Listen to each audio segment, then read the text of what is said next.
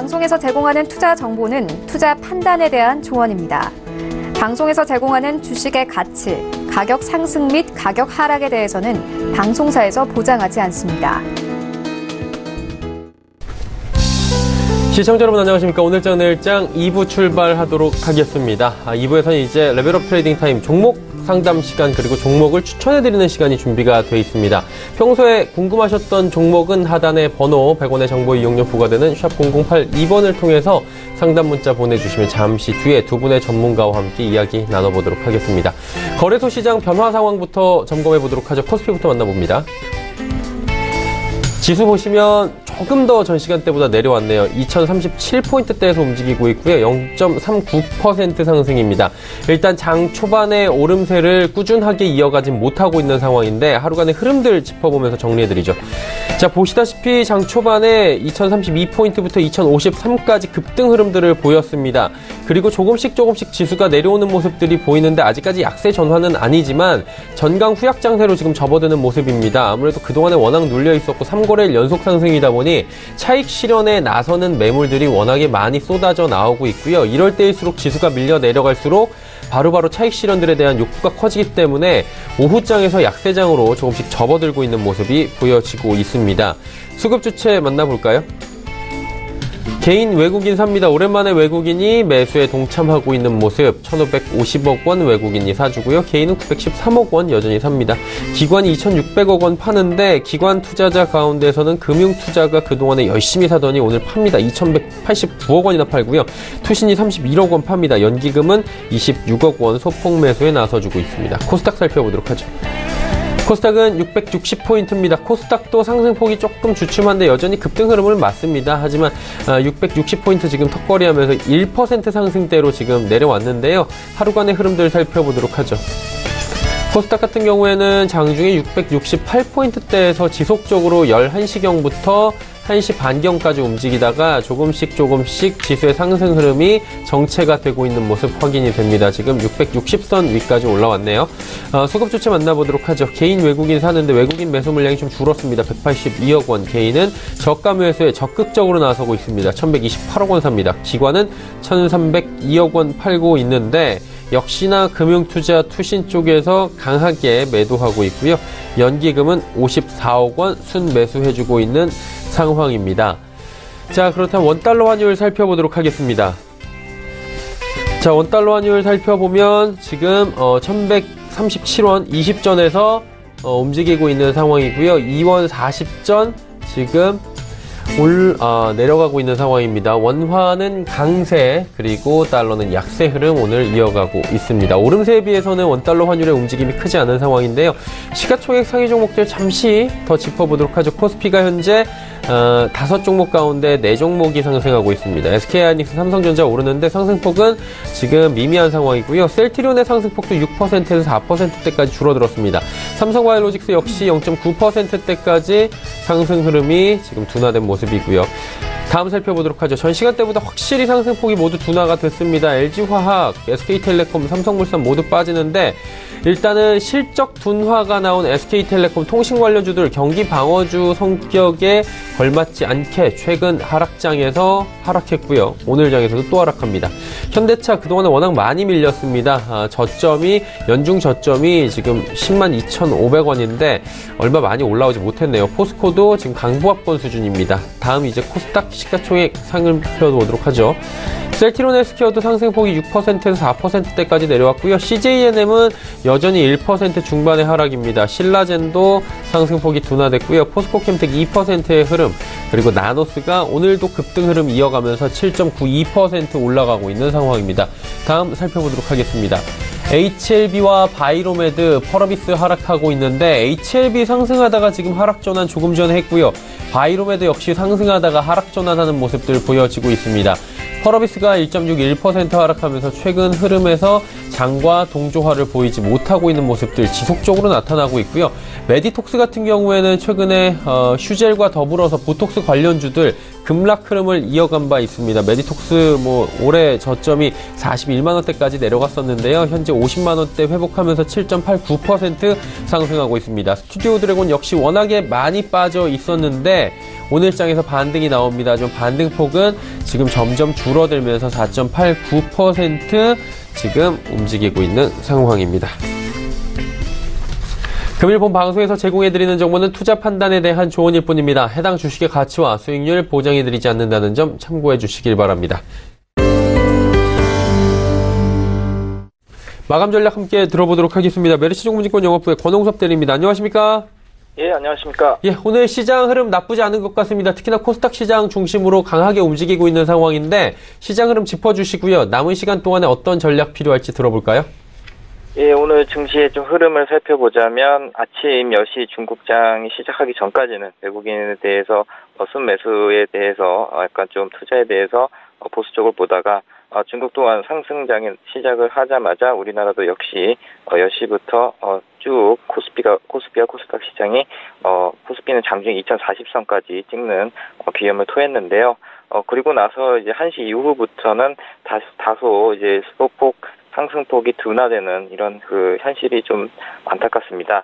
일단은 수급 주체로 보자면 이제 외국인들이 오늘 지금 한 1,300억 가까이 매수를 하고 있는데요. 아무래도 이제 다음 주에 예정돼 있는 11월 6일 중간선거에 대해서 아직까지는 보수적으로 일단은 소폭 매수만 해보자라는 좀 시각으로서 접근을 하는 것이 바람직하고요. 일단은 이제 도널드 트럼프 미국 대통령의 발언도 어느 정도 증시 상승에 힘이 되고 있습니다. 지난 29일 폭스 뉴스와의 인터뷰에서 이번 G20 시진핑과의 만남에서 중국과 위대한 합의를 언급하면서 미국 무역 분쟁에 대해서 긴장감이 다소 줄어들었다 이렇게 볼 수가 있겠습니다. 미중 무역 분쟁은 연내 해결 가능성도 어느 정도 일어나야 될 것 같지만 내년 상반기쯤으로 보수적으로 보는 시각도 필요한데요. 중국은 현재 2025년까지 굴기를 진행하고 있는 반면에 미국은 이러한 그 상황에 대해서는 완강하게 반대하는 입장이라 다소 시간이 소요될 것이라는 게 업계의 지배적인 의견입니다. 외국인은 오늘 코스피 시장에서 한 1,500억 정도의 순매수세를 보이고 있는 가운데 어제 한 1,355억 원을 매수에 이은 수급으로서 외국인의 매수는 집중적으로 관심 있게 봐야 됩니다. 오늘도 10시를 기해 중국장 눈치를 보다가 매수한 것으로 아직까지 확고한 매수세가 들어오지 않고 있기 때문에 철저하게 분할 매수 관점으로 봐야 합니다.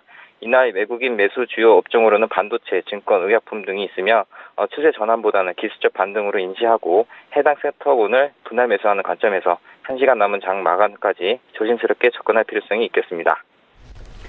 자, 그렇다면 남은 시간 동안에 저희가 지켜볼 만한 종목 보이십니까? 네, 오늘 제가 소개해드릴 종목은 PSK입니다. 동사는 그 PR 스트립 세계 1위 장비 업체인데요. 17년 기준으로 세계 시장 점유율은 53%로 반도체 시각 공정 이후 남아있는 포토 레지스트를 없애주는 장비를 생산하고 있습니다. 내년부터 이제 중국에서 반도체 증설 사이클이 본격화될 것으로 예상됨에 따라 동사의 가점적 지배력을 빛을 발할 수 있는 것으로 보여지고 있는데요. 드라이 클리닝 장비 매출도 역시 PR 스트립 장비와 같이 매출이 증대될 것으로 예상이 되고 있습니다. 아무래도 이 장비가 향후에 3D 랜드와 그리고 시스템 반도체 공정에도 적용될 가능성이 크기 때문에 관심 있게 봐야 될 종목이다 이렇게 보시면 될 것 같은데요. 일단 실적으로 보더라도 올해 영업이익은 전년 대비 31% 증가한 756억 원으로 최근 반도체 설비 투자 사이클에 대한 고점 논란이 있으나 동사는 메모리와 그리고 전후 공정을 모두 커버하는 제품 믹스를 실현할 수 있기 때문에 내년에도 성장 기조를 이어갈 것으로 보여지고 있습니다. 현재 기술적 분석상 고점 4만 원을 찍고 나서 한 15,000원, 16,000원 정도에서 거래가 되고 있는데요.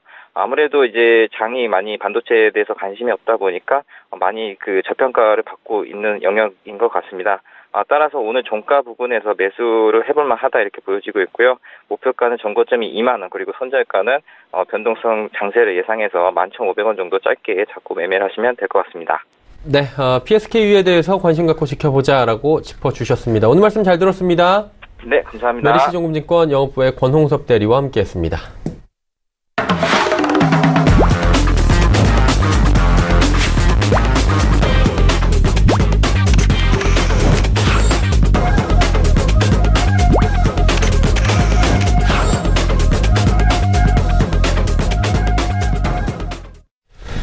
오늘장 내일장 2부 함께하고 계십니다. 레벨업 트레이딩 타임 본격적으로 출발할 텐데요. 두 분의 전문가와 함께 종목 짚어드리고요. 종목 상담 이어갑니다. 100원의 정보 이용료 부과되는 샵 0082번을 통해서 종목 상담 필요하신 분들은 많이 보내주시길 바랍니다. 두 분의 전문가와 함께 할 텐데요. 하나금융투자증권 설릉금융센터의 송동현 팀장, JNS 자산운용의 윤여민 팀장과 함께합니다. 자, 먼저 송동현 팀장 연결해서 바로 종목 이야기 나눠보도록 하겠습니다. 팀장님 나와 계십니까? 네, 안녕하십니까? 예. 오늘 종목 바로 들어가 볼까요? 네, 알겠습니다. 첫 번째 종목은 이제 현대 로템 보도록 할 건데요. 이제 현대 로템 같은 경우는 우선은 지금 이제 시장 상황이 굉장히 좀 쉽지 않은 상황입니다. 그래서 향후에 어떤 개별 모멘텀이 있는 그런 강세로 갈 확률이 굉장히 높아지고 있고 그렇기 때문에 뭔가 그 정부의 정책 수혜주라든지 아니면 개별 모멘텀이 강한 이런 업종으로 그 종목들이 어떤 수급들이 일어날 수 있는 그런 가능성이 굉장히 높기 때문에 좀 말씀을 좀 드리고 있고요. 그 중에서도 역시나 그 대북 정책에 대해서 가장 핵심적으로 지금 밀고 있는 부분은 바로 철도죠. 그렇기 때문에 철도에서 가장 수혜를 볼 수 있는 이제 현대 로템을 말씀드려 보겠습니다. 그래서 남북 경협의 실질 수혜주라고 볼 수 있는 철도지에 대한 그런 기대감들이 계속적으로 있을 그런 상황이고요.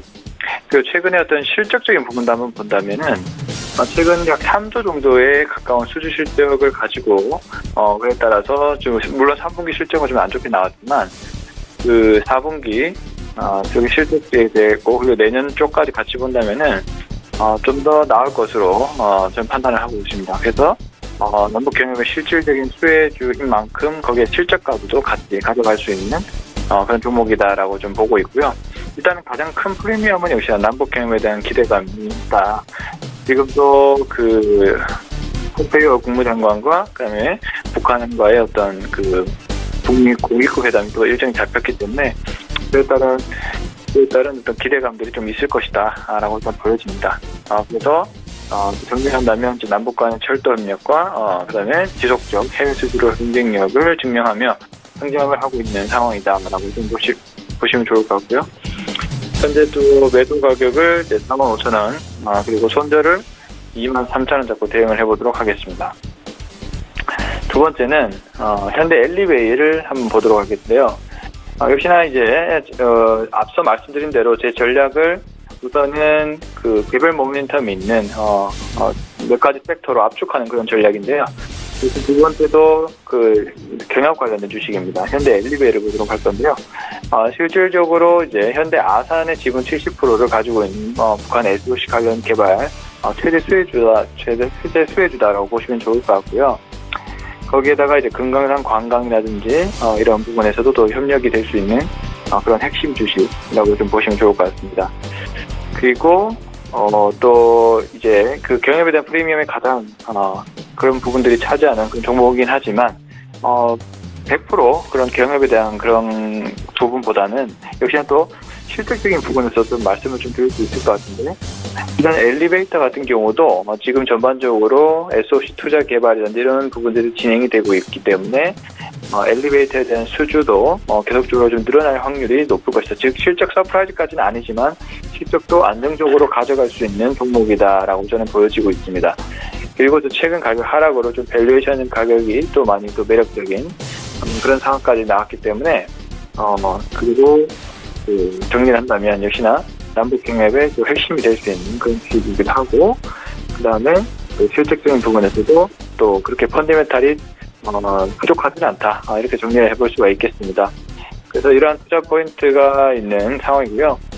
그리고 이제 목표 주가를 15만 원 그리고 이제 손절 가격을 이제 75,000원 정도 잡고 이제 대응을 한번 해보도록 하겠습니다. 자, 세 번째는 이제 서울 반도체를 보도록 할 건데요. 지금 서울 반도체 같은 경우 현재 주가를 잠시 좀 보도록 할게요. 현재 그 서울 반도체가 지금 장이 갑자기 조금씩 빠지면서 아마도 주가가 좀 빠진 것으로 제가 보고 있는데 지금 현재 좀 빠졌네요. 가격이 19,700원까지 현재 주가가 좀 빠진 상황입니다. 그렇기 때문에 일단은 펀더멘탈을 양호해서 일단 말씀을 드리겠지만 일단은 그 손절에 대한 그런 부분들을 좀 중요하게 생각하시면 좋을 것 같고요. 우선은 이 서울반도체는 이 Y캅이라는 고효율 LED, 고수익성 제품 판매가 증대되면서 3분기에 대한 실질적인 전망치가 좀 좋아지고 있는 그런 상황이라 보시면 좋을 것 같고, 그리고 또 중요한 부분은 이제 베트남 쪽에서의 어떤 생산 공장의 물량이 증가하고 있다는 점입니다. 북미무역 분쟁에 좀 청정지어 볼 수 있는 이제 베트남 지역 공장에서 생산하는 물량들이 아마도 좀 리스크적인 측면들이 가장 줄어들 수 있는 그런 부분이라고 판단되어지는데요. 미국과 베트남 같은 경우는 전반적으로 굉장히 좋은 관계를 유지를 하고 있는 상황이고, 그리고 베트남의 어떤 규제 완화라든지 이런 부분, 그리고 노동 인구, 그리고 임금 등 이런 부분들이 굉장히 그 중국에서조차 이제 베트남 쪽으로 이전을 해오고 있는 상황이라서 굉장히 또 그 차세대 중국에 이은 다음 생산 공장으로서의 역할을 해내고 있고, 또 국내에서도 굉장히 우호적인 그런 국가이기 때문에 베트남 생산 공장에서 물량이 증가하고 있다는 점은 실적도 늘어나는 점도 있지만 좀 리스크적인 측면도 줄어들 수 있는 그런 측면이 있다고 좀 보여집니다. 그리고 최근에 지수 하락에도 불구하고 추세를 잘 유지를 하면서 현재 좀 상승을 해주고 있는데, 다소 지금은 좀 빠지고 있는 상황인데 아직까지 추세가 죽지는 않았다라고 저는 생각을 하고 있어요. 그래서 좀 더 지켜보시는 것이 중요할 것 같다라는 말씀드리고 있고, 이 손절 가격을 볼 수 있는 이 61선, 121선 구간이 깨지지 않는 19,400원과 19,200원 정도를 깨지 않는다면, 여기 지지를 받는다면 다시 한번 상승 흐름으로 갈 수 있다라고 보이는데, 만약에 그 부분을 깨게 된다면 반드시 손절을 하시는 게 좋다라고 좀 말씀드려보고요. 일단은 목표 주가를 27,000원으로 우선 잡고 대응을 하겠는데, 우선은 손절 가격이 좀 더 중요해졌다, 이렇게 정리를 해볼 수가 있겠습니다. 서울 반도체 그 기관 수급도 굉장히 탄탄하게 들어가고 있는 상황에서 좀 더 좀 지켜볼 필요가 있다, 이렇게 말씀 좀 드려보겠습니다. 자, 네 번째 종목은 그 쌍용양해를 한번 보도록 할게요. 역시도 그 남북 경협에 관련된 이슈가 있는 그런 종목이다 보여지고 있고요. 남북 경협에 대한 프리미엄이 있는 것이 사실이지만, 이 시멘트 업종도 역시 좀 시멘트 가격 자체가 좀 올라갈 수 있는 그런 환경에 놓여 있는 상황입니다. 시멘트 산업이 전반적으로 좀 구조조정을 하고 있는 단계에서 산업 구조가 좀 바뀌면서 수익성 개선으로 향하고자 하는 그런 지금 분위기이기 때문에 쌍용양해 같은 경우는 또 국내의 그 점유율도 굉장히 높은 회사이고, 자체적으로 이제 그 구조가 바뀌면서 시멘트의 좀 수요가 늘어날 수 있고, 그리고 시멘트의 가격을 인상하는 그런 부분들로 지금은 방향을 잡고 있는 거기 때문에 쌍용양해의 3분기 실적 자체가 좀 좋아질 것으로, 하반기 4분기 정도에는 좋아질 것으로 판단을 하고 있는 상황이고요. 그리고 현재 또 하반기에 SOC, 국내 정부의 SOC 투자 활성화에 따라서 또 역시 시멘트의 수요가 좀 증가할 수 있고, 또 공급량이 늘어나면서 실적이 증가할 수 있는 그런 부분이 있습니다. 그리고 역시나 가장 중요한 부분은 또 남북 경협에 대한 프리미엄을 또 받을 수 있는 그런 또 종목이라고 생각이 되기 때문에, 우선은 경협에 대한 프리미엄이 있고, 그리고 실적까지도 그 개선되는 그런 장점이 있는 종목이다 보시면 좋을 것 같다라고 말씀 좀 드려보겠습니다. 그래서 이러한 관점으로 쌍용양해를 좀 보시면 좋을 것 같고요. 우선은 목표 주가를 7,000원, 그다음에 손절 가격을 4,500원 하고 구독 한번 해보겠습니다. 그다음에 마지막 종목, 다섯 번째 종목은 이제 에코프로인데, 오늘 에코프로 이슈가 있었죠. 지금 에코프로 급격하게 주가가 좀 빠지고 있는 부분입니다.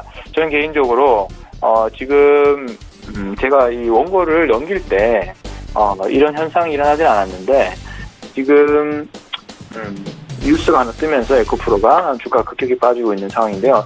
일단은 제가 봤을 때는 굉장히 지금 공매도가 굉장히 심한 상황으로 보입니다. 지금 LNF 쪽과 좀 약간 이 기사 오보가 나면서 NCM 쪽으로 뭔가 수요가 몰릴 수 있다는 그런 분위기가 돌면서 지금 에코프로의 주가가 좀 빠지고 있는 것 같은데요. 일단 이런 부분들은 공매도의 영향이 굉장히 크다라고 저는 보고 있는 상황에서 주가가 좀 정상화될 것이다라고 저는 보여지게 있습니다. 그렇기 때문에 신규 투자하시는 분들은 분할 매수를 들어갈 수 있는 그런 기회다라고 저는 생각이 들고 있고요. 왜냐하면 실적이 3분기 실적이 서프라이즈가 나온 상황이기 때문에 지금 뭔가 펀더멘탈 이슈로 떨어지는 게 아니죠.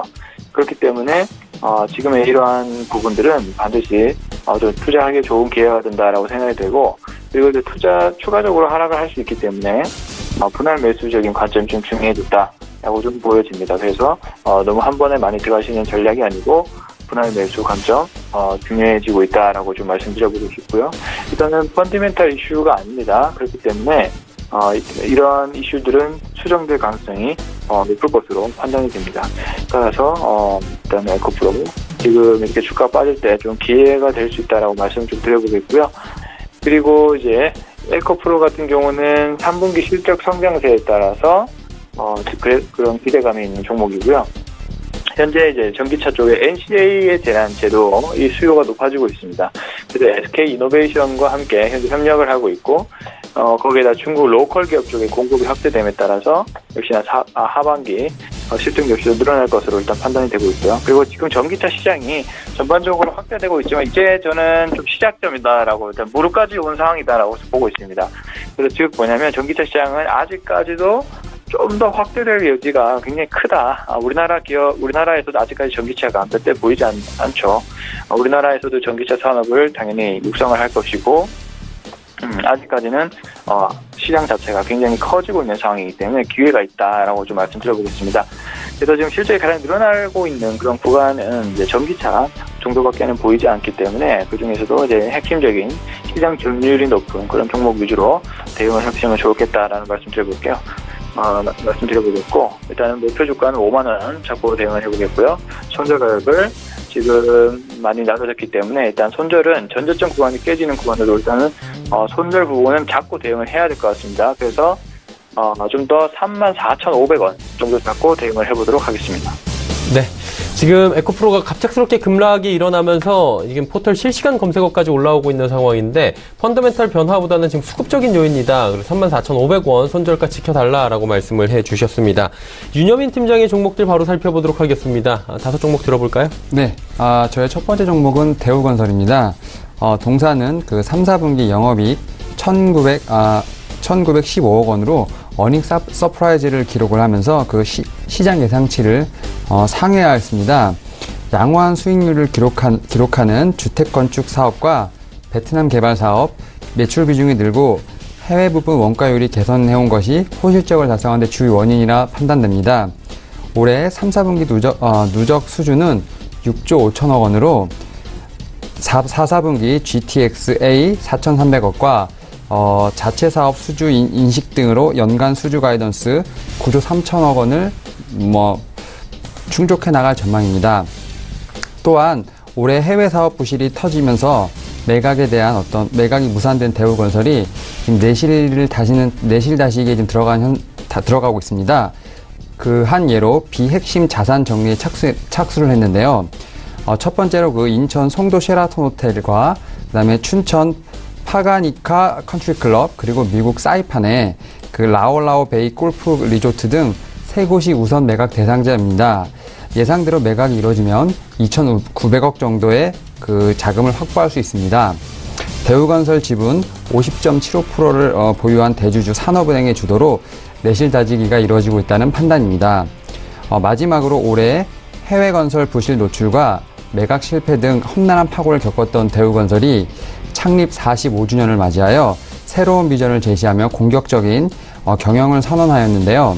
그 김영 대우건설 사장이 취임 후 처음으로 7년 내 매출 17조 원, 영업이익 1조 5천억 원이라는 구체적 경영 목표를 제시하고 건설업계 최초로 공식적으로 남북 경협 사업 참여까지 선언을 하였습니다. 추후에 남북 경협 프리미엄이 기대되는 대목입니다. 최근 전반적인 지수 조정과 함께 동사의 주가 역시 많이 하락을 하였습니다. 그러나 액면가를 하회하는 현 주가는 동사에 대한 우려가 과도하다는 판단입니다. 해외 그 프로젝트가 순차적 종료하면서 기인한 점진적인 원가가 개선되고 있고, 베트남 개발 사업을 비롯해 동사의 강점인 아프리카 지역의 수주가 구체화되고 있기 때문에 해외 수주에 대한 성장 모멘텀은 여전히 살아 있습니다. 목표가를 7,000원, 손절가를 4,150원으로 설정하고 시장에 대응하도록 하겠습니다. 제가 두 번째로 소개해드릴 종목은 JYP 엔터테인먼트입니다. 동사는 저연차 주요 아티스트 트와이스와 갓세븐 그리고 향후 라인업이 기대되고 있는 스트레이트 키즈가 골고루 지금 탄탄하게 포진되어 있습니다. 또한 비용 구조가 효율적이며 아티스트별로 전담 태스크포스를 꾸리면서 트렌드에 빠르게 변화하고 있는 시장에 유연하게 대응하여 아티스트의 어떤 수익화 기간을 단축할 수 있을 것으로 예상이 되는데요. 트와이스의 같은 경우 일본 내 현지화로 인하여 대중성까지 확보한 상태이며 일본 내 호실적이 지속적으로 이어질 거라는 판단입니다. 갓세븐과 스트레이트 키즈는 팬덤형 매출 위주로 실적에 기여할 것으로 판단이 됩니다. 3분기 트와이스 일본 실적이 최초로 온기에 반영되며 호실적을 이끌 것으로 예상이 되는데요. 갓세븐 역시 새 앨범 Present You의 경우 가온 앨범 차트 2주 연속 1위를 차지하였습니다. JYP의 4분기 영업이익은 112억 원으로 시장 기대치를 상회할 것이라 예상이 됩니다. 더 나아가 창사 이래 최대 분기 실적을 기록할 것이며 해외 음원 매출의 가파른 증가, 팬텀의 글로벌화에 따른 가파른 수익화 과정 그리고 중국, 일본 등에서의 어떤 아이돌 그룹 데뷔를 감안할 때 최소 2년간은 지속적인 성장이 예상이 됩니다. 결론적으로 아티스트별로 태스크포스를 통한 높은 유연성, 효율적인 비용 구조, 해외 시장에 현지화된 아이돌 육성 역량 고려 시 안정적인 실적의 성장 예상되며 글로벌 확장 가능성이 아주 높습니다. 이에 JYP 엔터테인먼트에 대한 목표 주가를 4만원, 손절가를 27,700원으로 설정합니다. 제가 다음으로 소개해드릴 종목은 두산인프라코어입니다. 두산인프라코어에 대해서는 3가지 정도 투자 포인트가 있는데요. 첫 번째로는 실적이 좋습니다. 동사의 3, 4분기 실적은 매출 1조 8,460억 원, 영업이익 1,915억 원으로 전년 대비 각각 16.5%, 33% 증가하였습니다. 중국 및 신흥국의 실적 둔화가 본격화되었지만 선진국 시장을 통해 성장을 지속하는 데 성공하였습니다. 두 번째로 올해 누적 중국 굴삭기 내수 판매량이 13만 대를 돌파하면서 작년 연간 판매량이 13만 대를 이미 따라잡았습니다. 2017년 판매량이 2016년에 2배 이상 증가한 것을 감안한다면 현재 증가세는 여전히 양호한 수준으로 판단이 됩니다. 4분기에도 판매 증가세가 이어질 것으로 예상이 되며 올해 연간 판매량은 사상 최대치인 18만 대를 돌파할 것으로 예상하고 있습니다. 마지막으로 엔진 사업부의 영업 성과가 가시화되고 있는 점도 긍정적이라는 평가입니다. 두산인프라코어가 중국 지게차 선두 업체 바올리에 2025년까지 소형 디젤 엔진 12,000대를 제공하는 엔진 공급사로 선정이 되었다고 28일 밝혔는데요.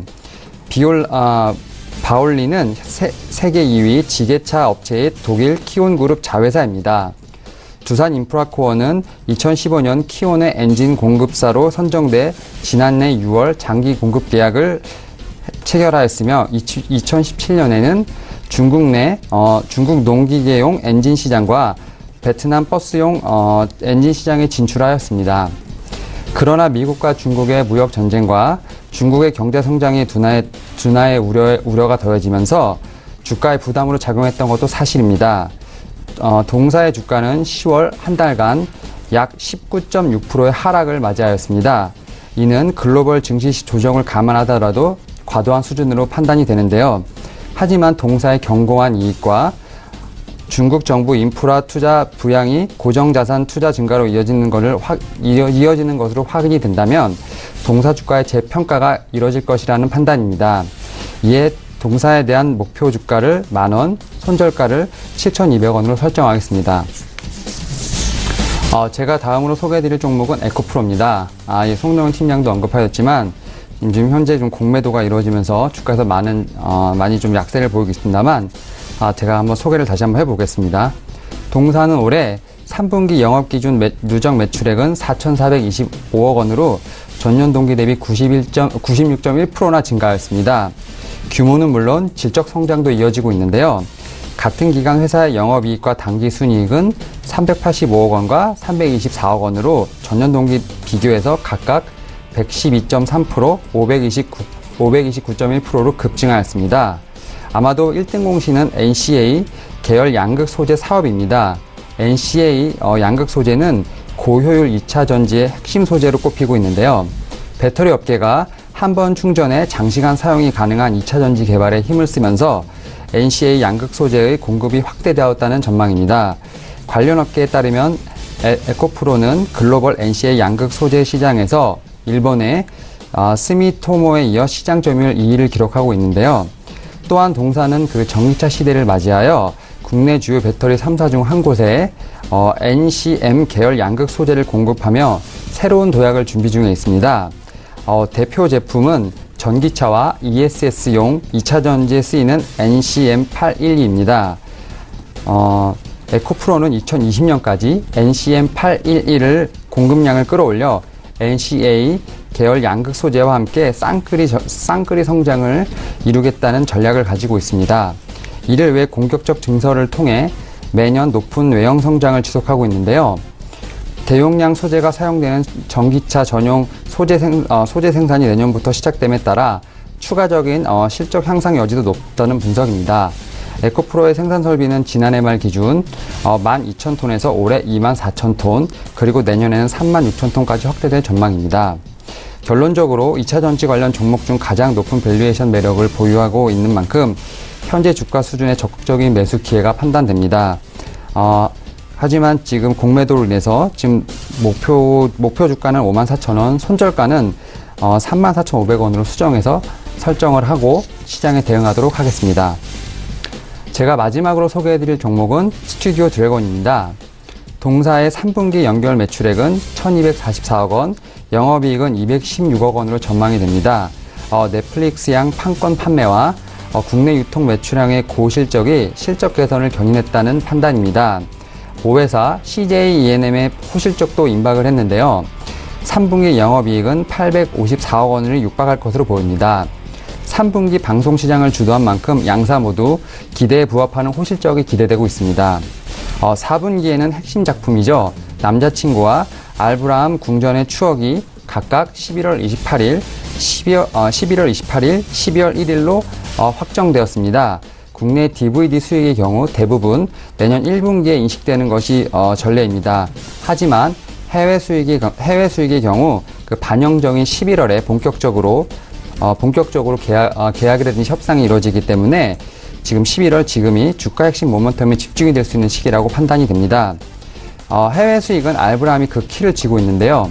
공동 제작이지만 판권은 동사에게 기속돼 있습니다.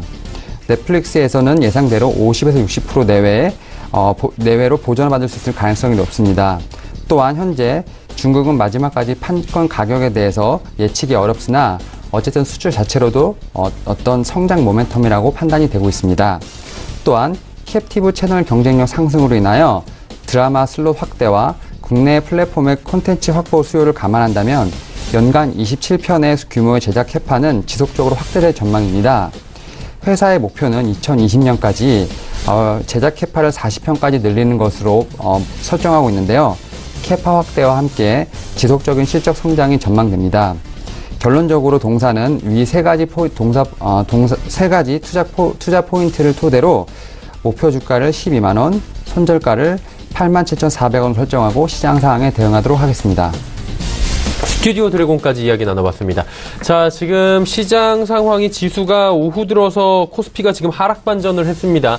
일단 전강 후약 장세로 접어들고 있는 상황이고요. 코스피가 2026포인트대까지 내려온 상황이고 코스닥 역시 상승폭이 1.39%, 아직은 급등 흐름이긴 하지만 장중에 펼쳐졌던 놀라운 상승폭은 모두 다 반납을 하고 있는 상황이 이루어지고 있습니다. 자, 지수 변동이 생기면 또 짚어드리도록 하고요. 일단 특징주 살펴보도록 하겠습니다.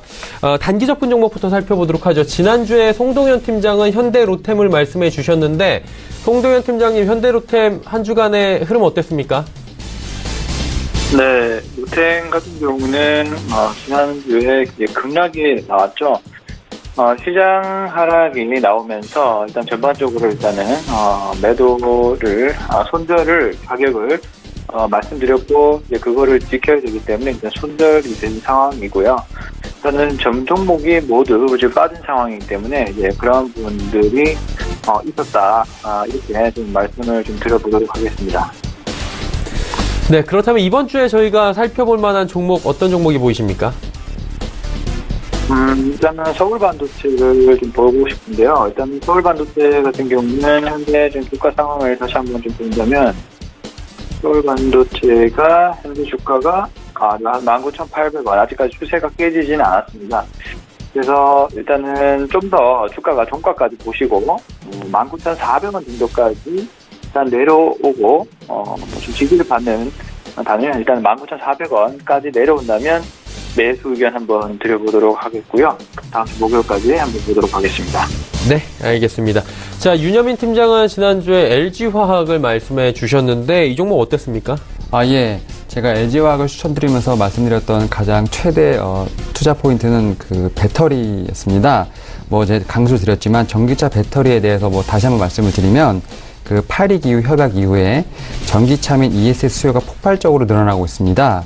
지금 많은 2차전지 회사들이 공장을 새로 짓고 있지만 아이러니하게도 2020년 이후에는 공급의 수요를 못 따라갈 것으로 판단이 되고 있습니다. 이에 그 전기차 시장을 중심으로 한 배터리 시장도 급성장을 하고 내년 실적 전망도 되게 밝습니다. LG화학은 4분기 전기차 배터리 부분에서만 매출액이 1조 원을 거둘 것으로 예상하고 있습니다. 이에 2020년까지 자동차용 배터리 생산 능력을 90기가와트시까지 늘린다는 당초 계획을 앞당기고 있는 상황입니다. LG화학이 올 6월 말 기준으로 자동차 전지 사업에서 수주한 잔액이 무려 60조 원에 달하는 것으로 알려져 있는데요. 중국 시장 또한 어떤 LG화학에 좀 호재로 작용할 수 있다는 판단입니다. 이유인즉슨 그 중국 정부는 자국의 전기 자동차 그 배터리 사업체에 제공하는 그 보조금을 2020년 전면 중단하기로 했는데요. 그 보조금의 수혜를 받던 칼틀이 보조금 폐지된 2020년을 기점으로 어떤 LG화학에 따라잡힐 가능성이 많다는 분석입니다. 이에 목표가를 40만 원으로 설정을 하고 한번 보도록 하겠습니다. 네. 그렇다면 이번 주에 저희가 지켜볼 만한 종목도 있을 것 같아요. 단기적으로 볼 때 어떤 종목이 유망합니까? 예. 지금 제가 아까 말씀드렸던 스튜디오 드래곤을 다시 한번 말씀드리고 싶습니다. 모 회사인 CJ E&M과 함께 일단 3분기 실적이 좋습니다. 그리고 이제 4분기 핵심 사업이죠. 지금 작품이라고 할 수 있는 그 박보검, 송혜교 주연의 남자친구와 그 현빈, 박신혜 주연의 알브라함 궁전의 추억이 각각 11월 말 12월 초에 지금 확정 방영 예정입니다. 그래서 말씀드린 것처럼 국내 VOD의 어떤 실적은 내년 상반기로 잡히겠지만 지금 해외 판권에 대해서는 지금 11월 중으로 지금 활발하게 이루어질 것으로 판단이 되고 있습니다. 그리고 말씀드린 것처럼 이 채널 경쟁력 상승으로 인해서 그 슬롯 확대가 좀 예상이 되는 상황입니다. 그래서 2020년까지 40편 정도 캐파를 늘린다고 하니 양적 질적의 성장이 있을 것으로 판단이 됩니다. 그래서 목표가를 12만 원을 잡고 시장 상황에 한번 대응해 보도록 하겠습니다. 네, 알겠습니다. 자, 특징주 이제 또 살펴봐야 될 텐데 오늘 시장에서 특징적으로 움직이는 종목들 하나씩 꼽아 보도록 하겠습니다. 송동현 팀장님, 오늘 시장에는 어떤 종목이 특징적으로 보이십니까? 네, 오늘은 현대 엘리베이를 한번 좀 보도록 할 건데요. 앞서 말씀드린 대로, 우선은 지금 시장 자체가 일단 삼성 지금 다시 마이너스 상으로 돌아섰죠. 일단 삼성전자, SK하이닉스 지수가 반등이 쉽지 않습니다. 우선은 계속적인 어떤 반도체 고점론, 이런 부분들이 나오고, 그 다음에 대외적인 그런 여건들이 아직 불확실성이 아직 회복이 된 상황이 아니기 때문에 실적이 아무리 좋아도 대외적인 불확실성, 즉 지수로 움직이는 종목이기 때문에 수급이 쉽게 들어오지 않는 상황이다라고 좀 정리를 해볼 수 있을 것 같고, 그리고 앞으로의 흐름을 잘 보셔야겠지만 개별 모멘텀이 있는 장세로 갈 확률이 굉장히 높을 것으로 판단을 합니다. 그래서 지금 가장 가까운 이벤트죠. 가장 가까운 이벤트가 있는 11월 중간선거 이후에 그 중간선거 이후에 있는 남북 고위급 회담, 그 이후에 따른 기대감이 존재를 할 것으로 판단을 하고 있습니다. 자, 그렇기 때문에 일단 현재 그 남북 경축 전반적으로 시장이 안 좋음에도 불구하고 장세가 현재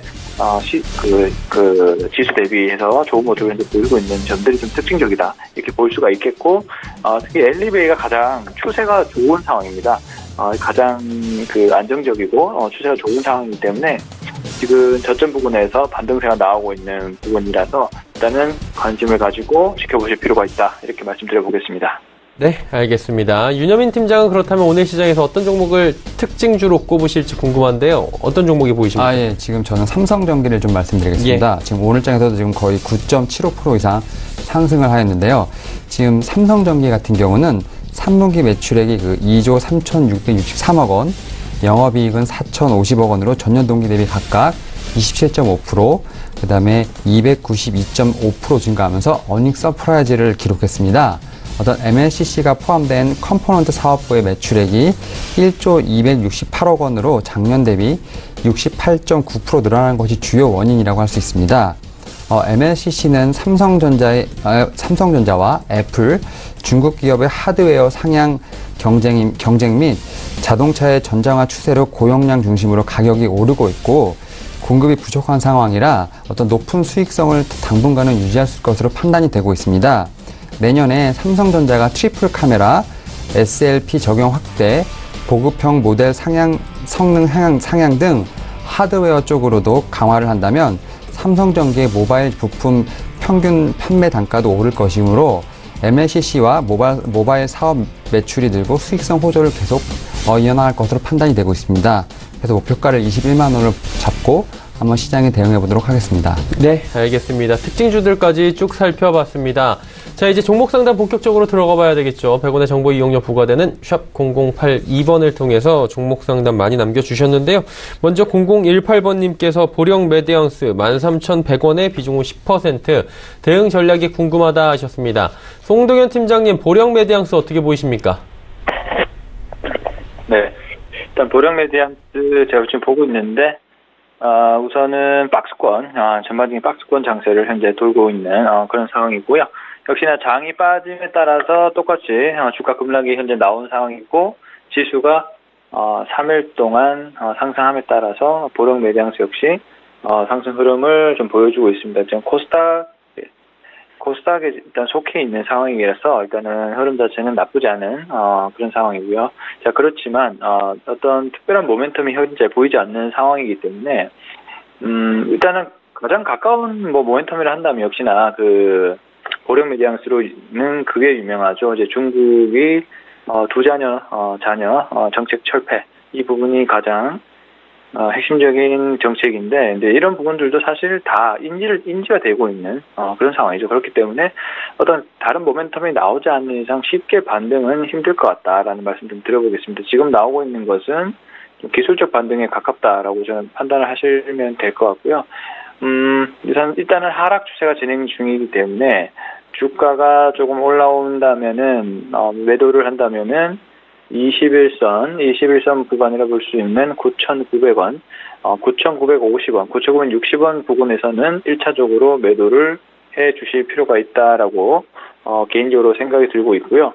13,100원 구간이면은 주가가 그 위 고점이거든요. 그 위 고점이기 때문에 쉽사리 돌파가 쉽게 일어나기는 힘들 것 같다라는 말씀 좀 드려보겠습니다. 그래서 만약에 21선까지 주가가 만약에 올라온다면 여기서 만약에 그 다음날 뚫지를 못하고 음봉이 나오게 된다면 아마도 매도하시는 전략이 맞지 않을까 판단하고 있습니다. 네, 알겠습니다. 1040번님의 문자 상담 바로 이어갑니다. 인피니트 헬스케어 6,500원의 비중 10% 진단 부탁드립니다 하셨는데 윤여민 팀장님 어떻습니까, 이 종목은? 일단 이 종목은 지금 간략히 설명해 드리면 일단 의료 영상 및 정보 솔루션 전문 기업입니다. 어떤 정부가 의료기기 관련 규제를 대폭 완화하겠다는 방침이 나온 이후에 수혜주로 좀 주목받기 시작을 했는데요. 하지만 10월 29일 동사는 주가 5,640원을 기록하면서 52주 신저가를 경신했습니다. 그러다 지금 다시 반등을 하고 있습니다. 좀 기술적인 반등으로 보이는데요. 21선인 6,300원에서 전량 매도할 것을 부탁드리겠습니다. 네, 전량 매도 지금 추천을 해주셨고요. 다음 종목도 살펴보도록 하죠. 9638번님께서 우리산업 31,000원의 비중 20% 진단 부탁드립니다 하셨습니다. 송동현 팀장님, 이 종목은 어떻게 보십니까? 네, 우리산업 역시 전기차 관련된 종목이죠. 전기차 관련돼서 공조기계 부품을 이제 공급하는 이제 회사인데, 일단은 전기차 종목 중에서도 좀 조금씩 차별화된 흐름이 좀 나오고 있는 것으로 좀 보이는데, 우선은 역시나 우리 산업 역시도 박스권 그림을 전반적으로 좀 그리고 있는 상황이다. 그래서 이제 박스권에 대한 부분을 이제 돌파를 할지가 일단은 여부가 있는데, 지금 전기차 쪽도 좀 그 2차 전지 쪽, 이쪽이 굉장히 활성화되고 있는데, 이 공조기 부품 쪽은 아마도 조금씩 좀 다른 그런 부분들이 좀 있는 것 같아요. 그래서 쉽게 회복이 될 것 같진 않다라는 말씀을 좀 드려보겠고요. 우선은 박스권 하단 부분에서 박스권 상단 부분까지를 생각을 해두시고 매매를 하셔야 될 것 같은데, 지금도 역배열 상황으로 접어드는 구간이기 때문에 수급적인 면모가 좀 꼬여 있다. 그렇기 때문에 모멘텀이 발생을 하기 위해서는 일단 특별한 호재가 좀 필요할 것 같다라는 말씀 드려보겠고요. 우선은 우리 산업이 31,000원에 매수를 하실 거기 때문에 31,000원까지는 올라올 수 있다라고 일단 생각이 듭니다. 일단은 그래서 원금까지 만약 온다면 비중을 좀 축소하시고 최대로 보시는 시점은 33,000원 구간인 박스권 상단까지 보시고 일단 보수적으로 대응을 해보시면 좋을 것 같다라는 말씀 드려보겠습니다. 네. 일단 우리 산업 31,000원 매수가까지는 올 것 같다라고 말씀을 해 주셨습니다. 다음 종목 살펴보도록 하죠. 1928번님께서 KB금융 59,900원의 비중은 20% 진단 부탁드립니다 하셨는데, 사실 매수가가 나쁘진 않은데 최근에 좀 많이 밀렸었죠? 네. 일단 이 KB금융 같은 경우는 3분기까지 누적 순이익이 가장 많은 것으로 지금 전년 동기 4% 증가한 2조 8,688억 원을 기록해 사상 최대 실적을 다시 썼습니다. 같은 기간 신한금융의 누적 순이익 2조 6,434억 원보다 2,254억 원이나 지금 앞서 있는 상황입니다. 그러나 이제 말씀하신 것처럼 지난달 31일 2.77% 하락하며 또다시 52주 신저가를 찍었습니다. 전날 5% 넘게 하락세를 보이는데 이틀 연속으로 급락을 하면서 KB금융은 지난해 6월 26일 이후 어떻게 보면 1년 4개월 만에 금융주 시가총액 1위 자리를 신한지주에 내줬습니다. 아마 그 이유는 미국 정부가 어떤 대북 송금과 관련된 국내 은행에 세컨더리 보이콧을 가할 수 있다는 풍문이 온라인에 퍼지면서 은행주들이 어떤 일제히 타겟이 되었고, 거기서 이제 금융당국이 허위 사실이라고 발표하였지만 그 하락세가 다소 허위 사실 발표하면서 하락세가 다소 주춤하긴 했지만 어떤 대장주인 KB금융은 외국인의 집중 매도 공세를 받으며 지금 약세장으로 돌아서는 것이 사실입니다. 하지만 지금 일단 홀딩을 하시면서 다른 은행에 비해 압도적으로 그 KB금융의 자본력 활용 방안을 한번 주목해 보시는 걸 권장해 드리고 있습니다.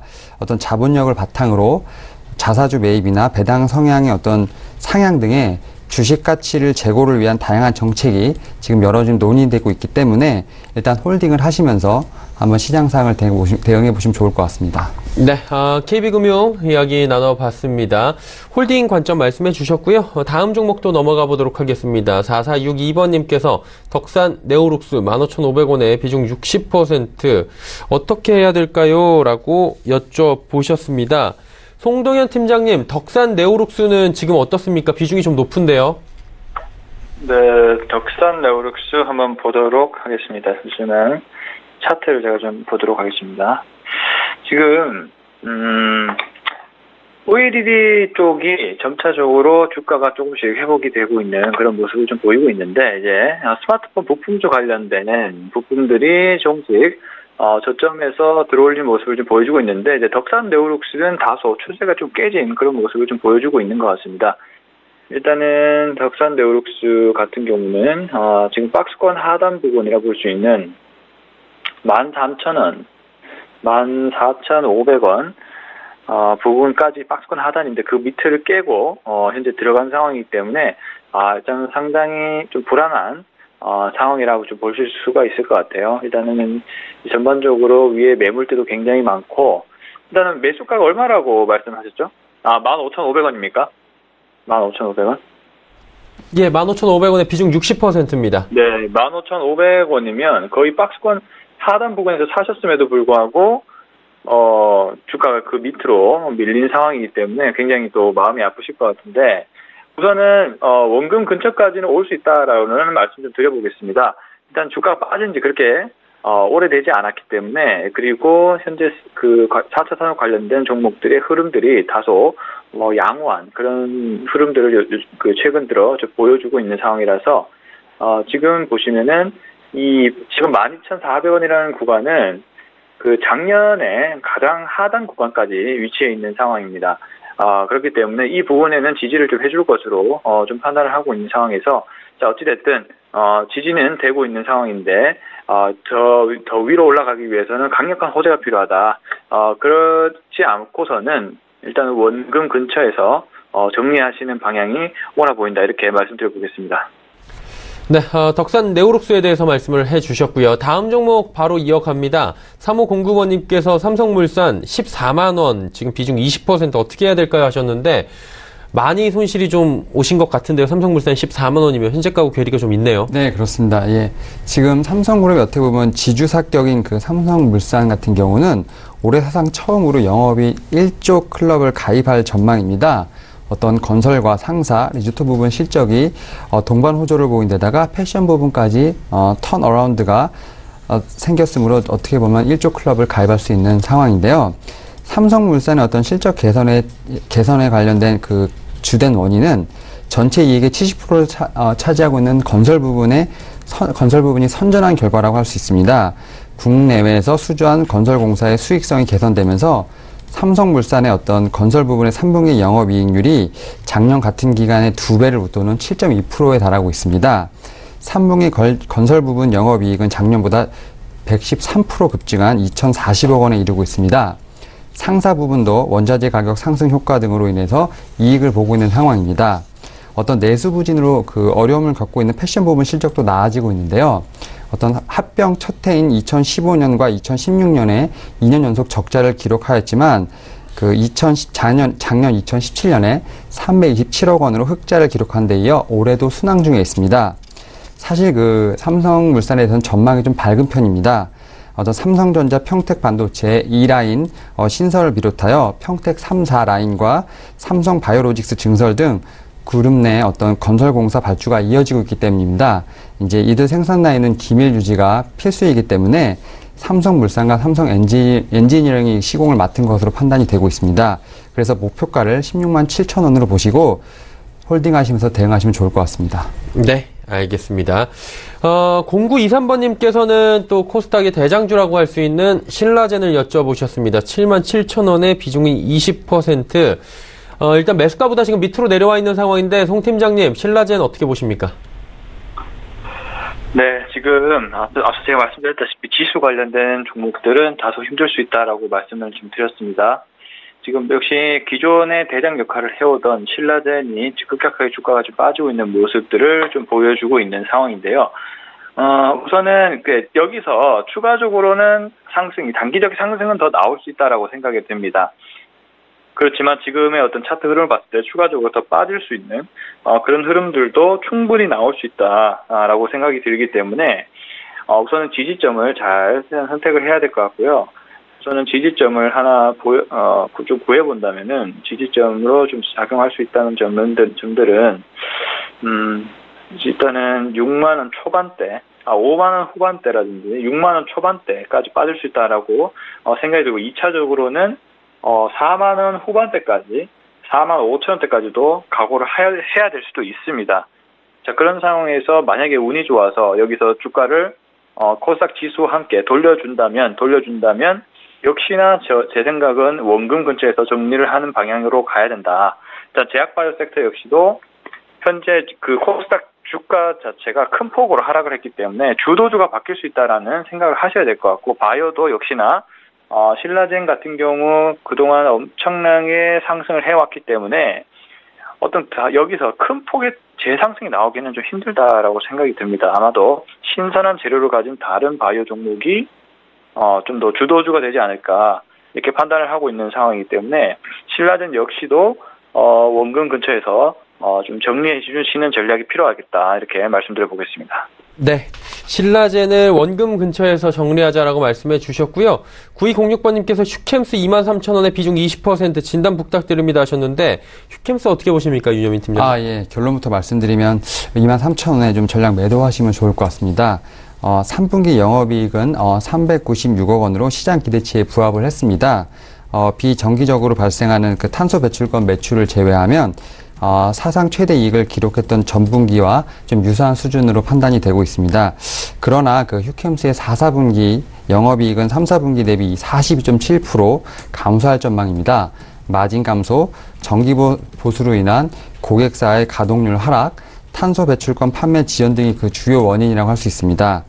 물론 TDI 그 호황이 끝났다고 해서 이익 수준이 어떤 과거 불황기 수준인 1,000억 원 미만으로 돌아가지는 않을 것입니다. 또 가동률이 극대화되어 있고 고정비 부담이 작아진 반면 그 주가의 호황 이전 수준으로 떨어진 상태로 6.9% 이상 예상되는 배당 수익률에도 주목할 필요가 있습니다만 그 4분기에 그 47.2%의 어떤 하락 예상은 좀 주가를 쉽게 끌어올리지 못할 것 같습니다. 그래서 23,000원에 전량 매도하시면 좋을 것 같습니다.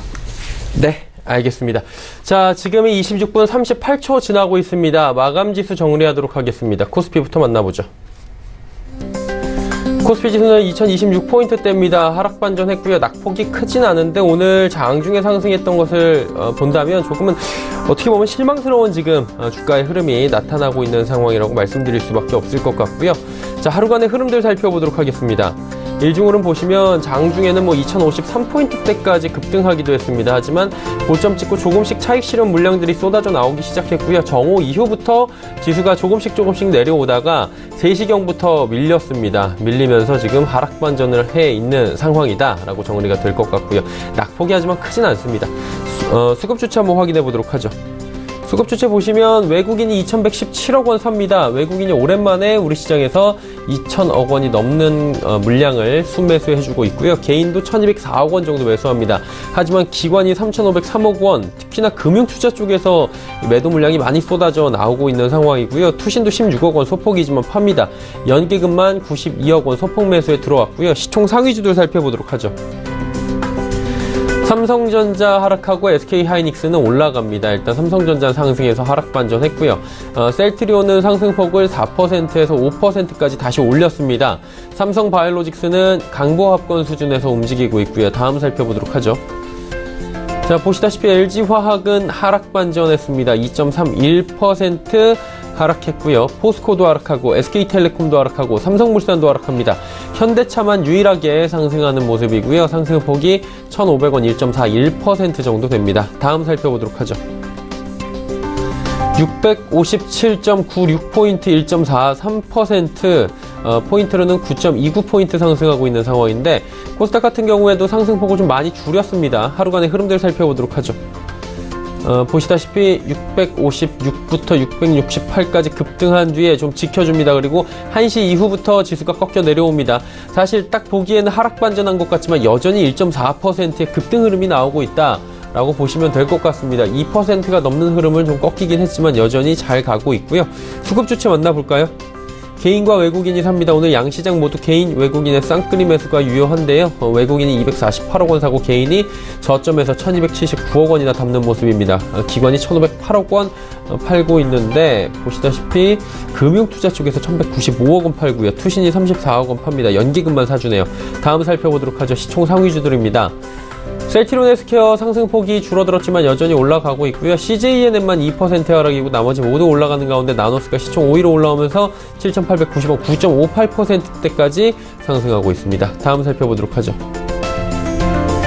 자, HLB 바이오메드 그리고 펄어비스 하락하는 가운데 메디톡스가 7%의 좋은 흐름들 이어가고 있고요. 스튜디오 드래곤도 4%의 상승 흐름 가져가면서 이 두 종목이 선방하고 있다라고 살펴보면 됩니다.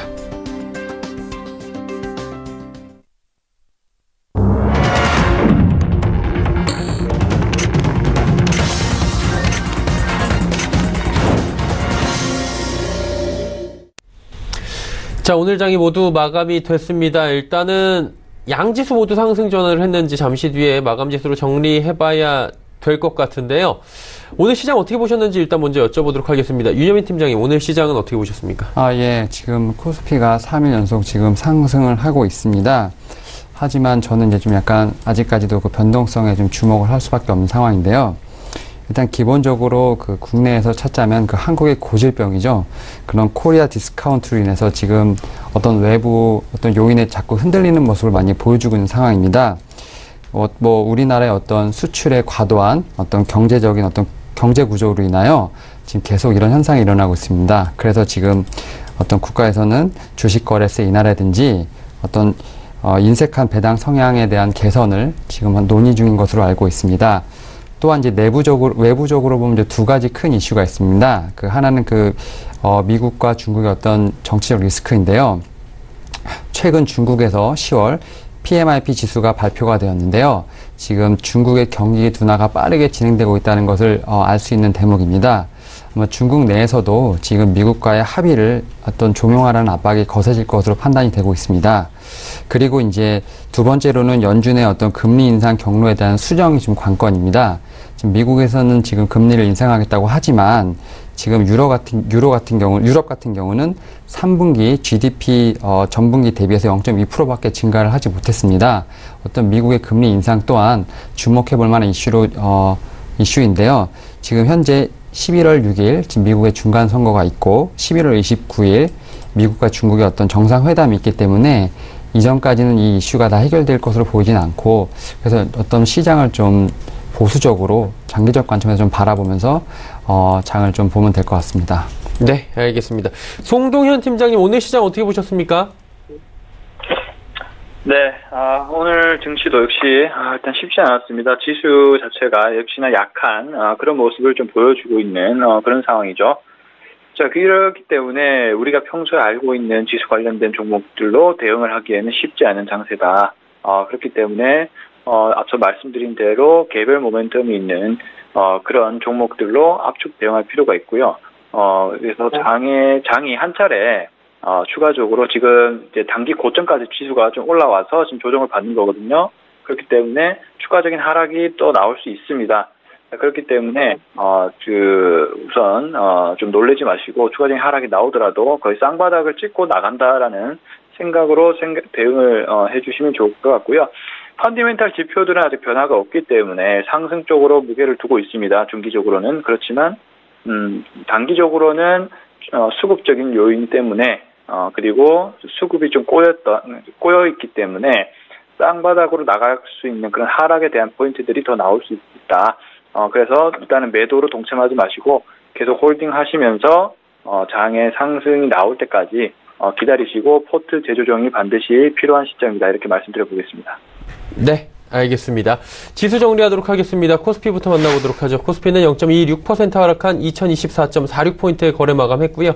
코스닥 살펴봅니다. 코스닥은 1.36%나 올라가면서 657.47포인트의 거래 마감했습니다. 원달러 환율 짚어볼 텐데요. 1원 50전 내리면서 1138원 10전에 장을 마감했습니다.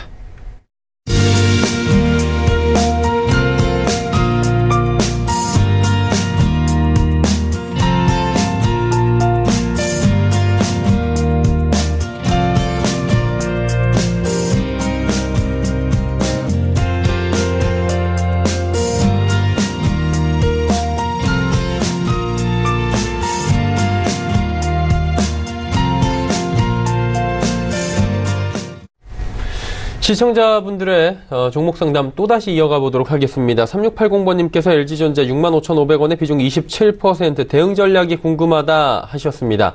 윤여민 팀장님, LG전자 지금 어떤 자리입니까?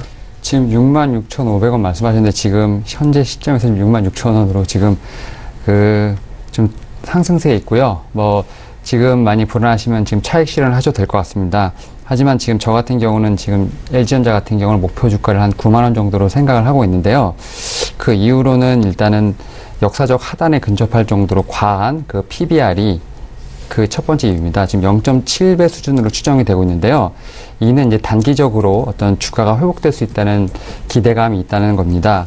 또한 3, 4분기 실적은 비우호적인 매크로 환경으로 가전과 어떤 TV 사업의 이익률은 하락했지만 프리미엄 제품 기반의 선진국 비중이 늘면서 점차 영향이 줄 것으로 전망을 합니다.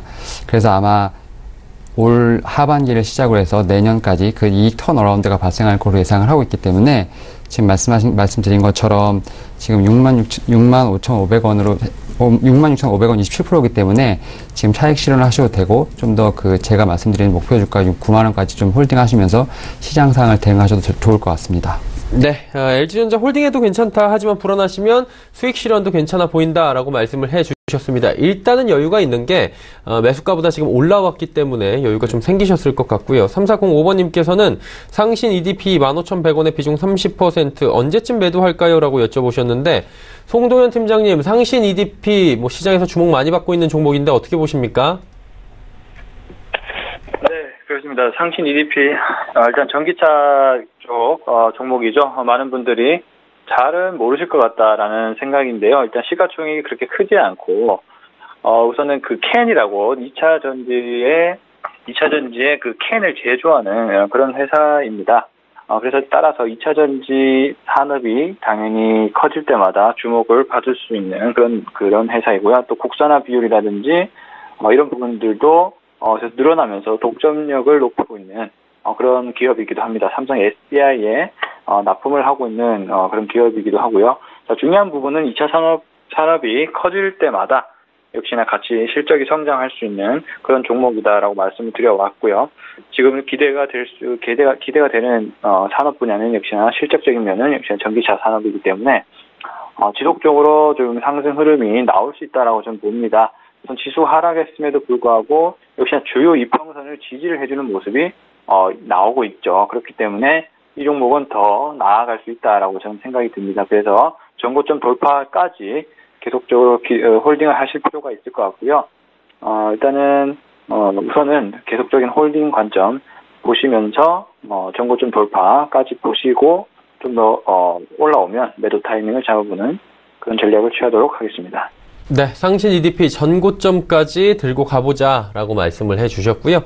다음 종목은 1139번님께서 아이텍 반도체 14,200원에 비중은 50%, 비중이 좀 높은데 지속 보유해도 될까요? 라고 여쭤보셨네요. 어떻게 지속 보유해도 괜찮겠습니까? 일단은 지금 이 동사회 같은 경우는 그 시스템 반도체 테스트 하우스로서 지금 어떤 반도체에 관련된 회사입니다. 지금 뭐 아시겠지만 연구소에서 제품의 전수 검사를 통해서 어떤 테스트 프로그램 개발을 수행하고 있고 또 2018년 올해 1분기 누계 13건의 반도체 테스트 프로그램을 직접 개발을 했습니다. 지금 뭐 주가를 보시면 지금 11월 1일 오늘부터 지금 강하게 지금 반등세가 나오고 있는 상황인데요.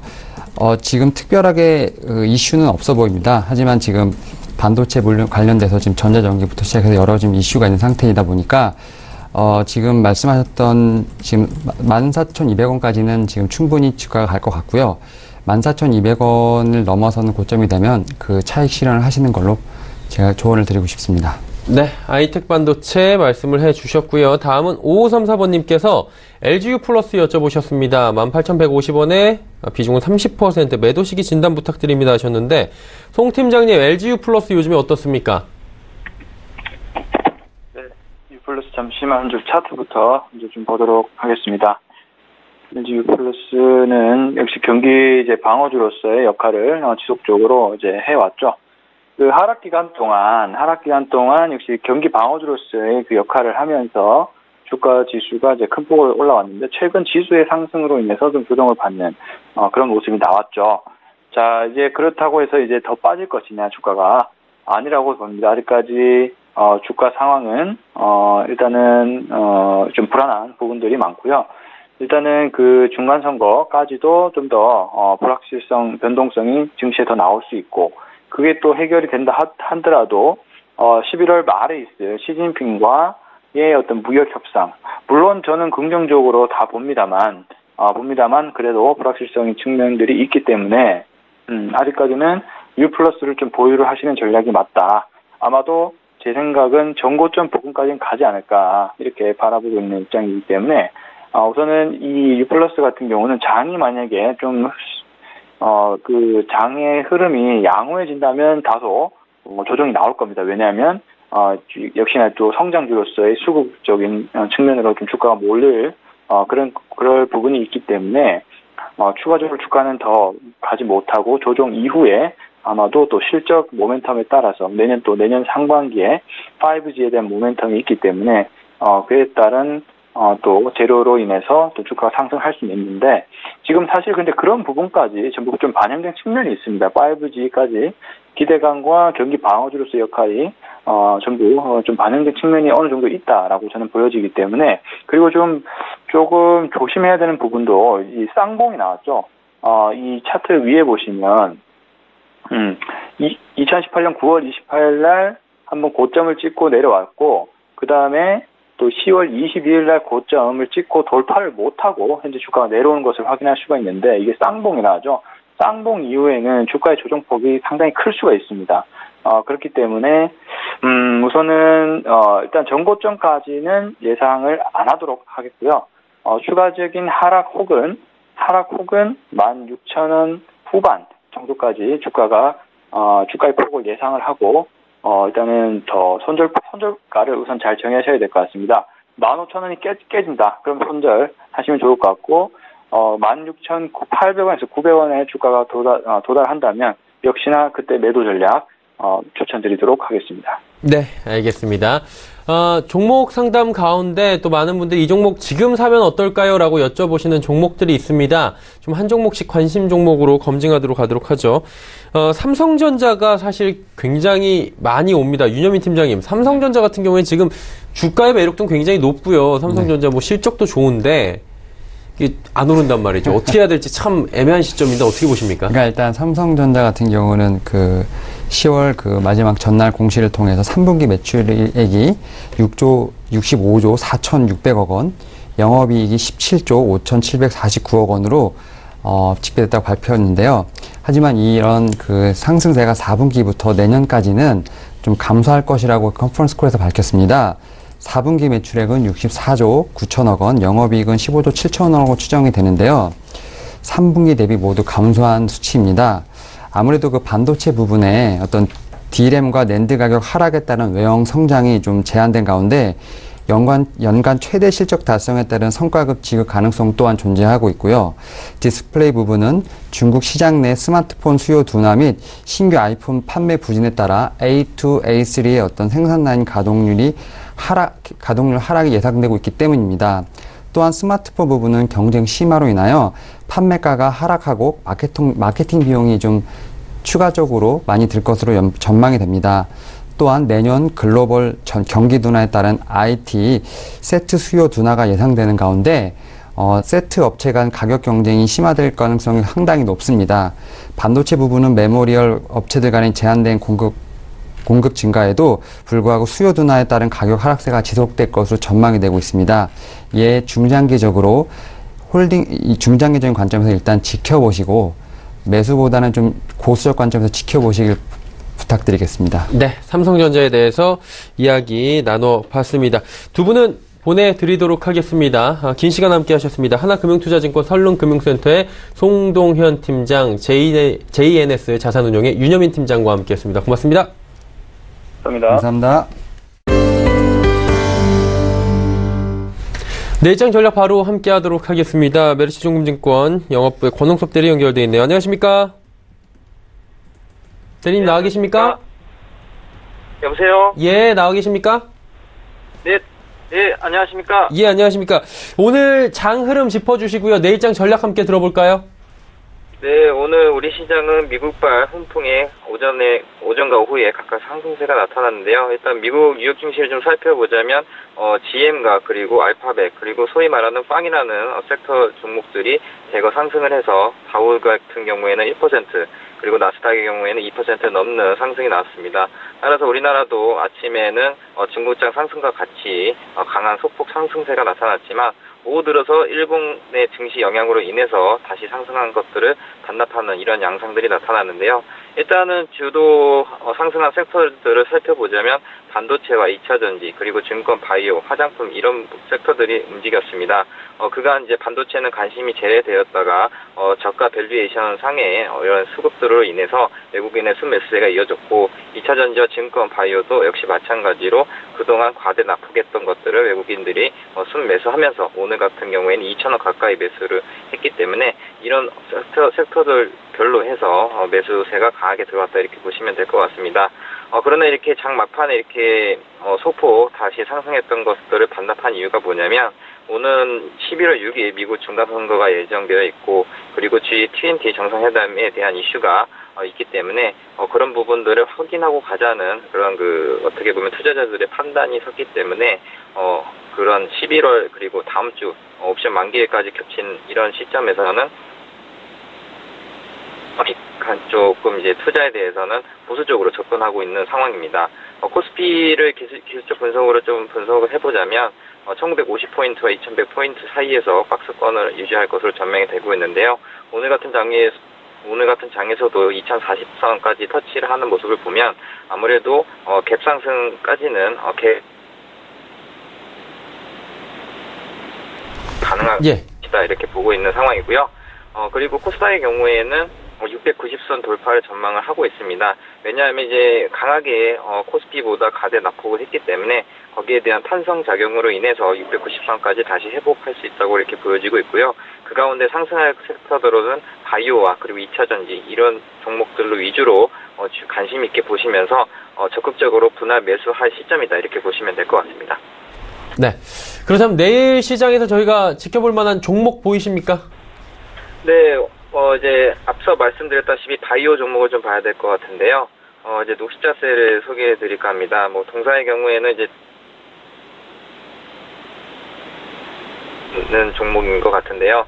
아무래도 이제 항암 명역세포 치료제에 대해서 계속적으로 부각이 되다 보니까 녹십자셀의 시가총액도 점진적으로 상승하고 있다 이렇게 보시면 될 것 같습니다.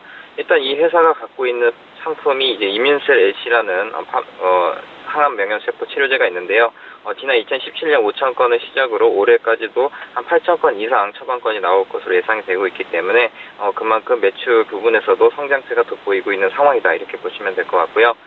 또한 이제 이민셀 LC가 미국 FDA 희귀의약품으로 이제 적응증으로 이제 간암, 뇌종양, 췌장암 이 3종까지 지정이 됐기 때문에 차후에 지금 이제 임상학적으로 봤을 때는 대장암까지도 지정할 가능성이 크기 때문에 그런 부분에서 상승 모멘텀을 갖고 있다 이렇게 공동의 녹십자셀 센터를 준공을 했는데요. 일단 1년간 GMP를 인정하는 기간이 있기 때문에 다소 이제 매출까지 이어지기는 약간 좀 힘들어 보이지만 그간 이 회사가 CMO 사업에 대한 어느 정도 기대감을 갖고 있기 때문에 그런 부분에서 투자 포인트를 잡으시면 접근하시면 될 것 같고요. 목표가는 지난 고점인 82,000원을 제시를 해드리겠습니다. 내일 정도 아침 시초가의 바이오 종목들이 코스닥에 수급이 들어오게 된다면 거기까지 무난하게 갈 것이라 예상이 되고 있고요. 손절가는 짧게 49,000원 정도 잡고 매매를 하시면 될 것 같습니다. 자, 내일 시장에서 녹십자셀에 대해서 관심을 가져보자라고 정리해 주셨습니다. 오늘 말씀 잘 들었습니다.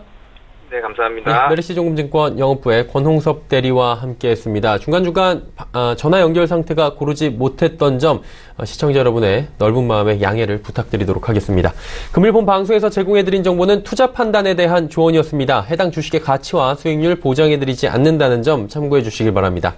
오늘장 내일장 저희가 준비한 소식은 여기까지입니다. 편안한 오후 시간 보내시길 바랍니다. 저희는 내일 오후 2시에 더 알찬 소식을 들고 찾아뵙도록 하겠습니다. 함께해 주신 여러분 고맙습니다.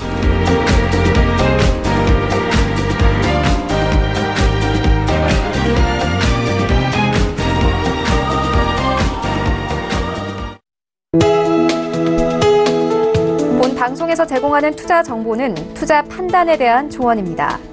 방송에서 제공하는 주식의 가치, 가격 상승 및 가격 하락에 대해서는 방송사에서 보장하지 않습니다.